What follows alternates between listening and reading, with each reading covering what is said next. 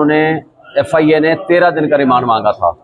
दूसरी बात यह है कि कल सारा दिन ये खबर चलती रही कि असद उमर साहब गिरफ्तार हो गए। अब मैं पूछता हूँ मीडिया के दोस्तों से कि उनको ये किसने खबर दी?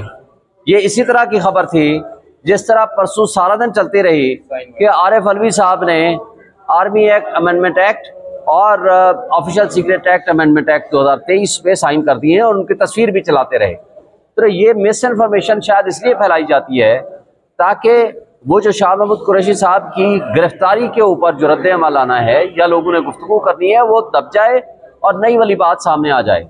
दूसरी बात, आपको एक बात बता दें कि सिंपल फॉर्म में ये बात है कि जो कंटेंट्स ऑफ FIR हैं वो ही गलत हैं जो पूरे सोशल मीडिया पे और आपके FIR ये चल रहे हैं। भाई साइफर का तो गुमशुदगी का सवाल ही पैदा नहीं होता।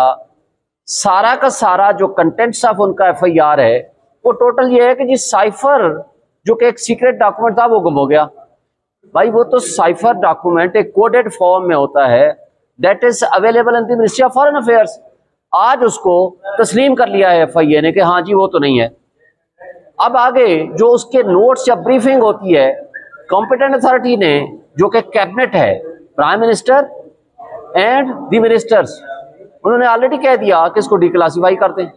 फिर ये मैटर नेशनल सिक्योरिटी कमेटी में ले जाया गया जो कि हाईएस्ट बॉडी है रिगार्डिंग दी सिक्योरिटी इश्यूज, और नेशनल सिक्योरिटी कमेटी ने ये फैसला किया कि US एम्बेसडर को डिमार्श किया जाए और वो हो गया।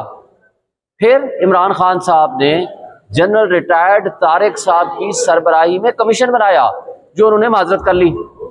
सब्सिक्वेंटली जब वोट ऑफ नो कॉन्फिडेंस होता है, शहबाज शरीफ की जेर क़यादत नेशनल सिक्योरिटी कमेटी का दोबारा इजलास होता है। उस दोबारा के इजलास के अंदर असद मजीद जो एम्बेसडर है उसको तलब किया जाता है so that to corroborate the contents of that cipher.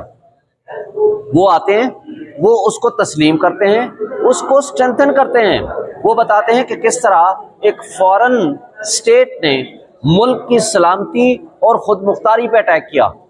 फिर उसके मिनट्स बनते हैं। फिर शहबाज शरीफ साहब फ्लोर ऑफ द हाउस पे खड़े होकर एक गुफ्तगू करते हैं और वो ये कहते हैं कि जनाब ये इसके अंदर मैं एक इंडिपेंडेंट कमीशन या इंक्वायरी कमेटी बनाऊंगा जो कि एपेक्स बॉडी होगी, और वो ये भी कहते हैं कि उस साइफर कंटेंट्स के अंदर ये थ्रेटनिंग यानी धमकी आमेज गुफ्तगू थी। फिर एक और वाक़या हो जाता है, वो होता है इंटरसेप्ट की तरफ से। अब इंटरसेप्ट जब वो कंटेंट्स को टू सम एक्सटेंट मिलते जुलते कंटेंट्स को छापता है तो अमरीकी तर्जमान से सवाल होता है कि जनाब आप बताएं इसके बारे में क्या कहते हैं। वो इसको डिनाई नहीं करते। वो अमरीकी तर्जमान ये कहते हैं कि ये दो डिप्लोमेट्स के दरमियान होने वाली गुफ्तगू थी, उसमें स्टेट इन्वॉल्व नहीं थी।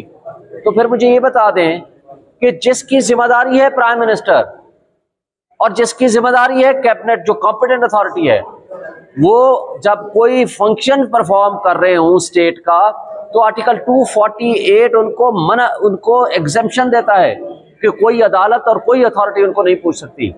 और कॉम्पिटेंट अथॉरिटी के फैसलों को जो कि प्राइम मिनिस्टर एंड मिनिस्टर्स हैं, उनके अफेयर्स को FIA कहती है कि नहीं ये बात तुम गलत कह रहे हो। भाई competent authority prime minister and cabinet है या FIA के ऑफिशियल्स हैं? ये बदनीयती पे मबनी मुकदमा है, पॉलिटिकल विक्टिमाइजेशन हो रही है। 180 से ज्यादा मुकदमात अगर बना ही दिए हैं तो 182 बना दें, 184 बना दें, 190 बना दें, लेकिन आप मुल्क की खुद मुख्तारी और मुल्क की सालमियत के साथ ना खेलें।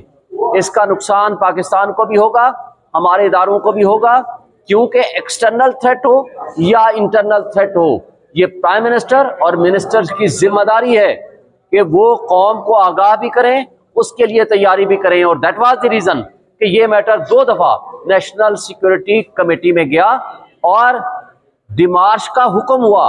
और इसलिए मैं समझता हूं कि इस हवाले से आप सबकी जिम्मेदारी है कि मुल्क की सलामती के लिए हम सबको इकट्ठे होकर रोल अदा करना चाहिए। आर्मी चीफ और उस वक्त के DGI जो उस वक्त डिमार्च के लिए उनकी तजवीज़ थी, नेशनल सिक्योरिटी कमेटी में ये मामला गया था, उनको भी बुलाया जाए ताकि ये मामला जो है क्लियर हो जाए। क्योंकि इसके पीछे ऑफिशियल सीक्रेट एक्ट के पीछे जितनी भी कहानी है उसमें वो जो मीटिंग है उसका बहुत अहम रोल था। देखें, FIA का ये काम ही नहीं है, इसके लिए मुदाखलत तो एडमिटेड है, DGI SPR ने कह दिया। जब मुदाखलत एडमिट होगी तो इसका मतलब है साइफर के कंटेंट्स उन्होंने मान लिए। अब आगे चलना यह है कि इसके लिए जुडिशियल कमीशन बनाना चाहिए हाईएस्ट लेवल का, जो साजिशी किरदारों को सामने लाए कि कौन कौन इसमें मुलव्विस था। आज की कार्रवाई में क्या हुआ? अभी ऑर्डर रिजर्व है सर, FIA ने किन ग्राउंड्स पर दोबारा रिमांड मांगा, जबकि आप कह रहे हैं कि FIA के जुरिडिक्शन में नहीं आता, उनका काम कोई उनके पास ग्राउंड नहीं था, आए बाएं शाये के अलावा उनके पास कोई लॉफुल रीजनेबल जस्टिफिकेशन और कोई वजह नहीं थी।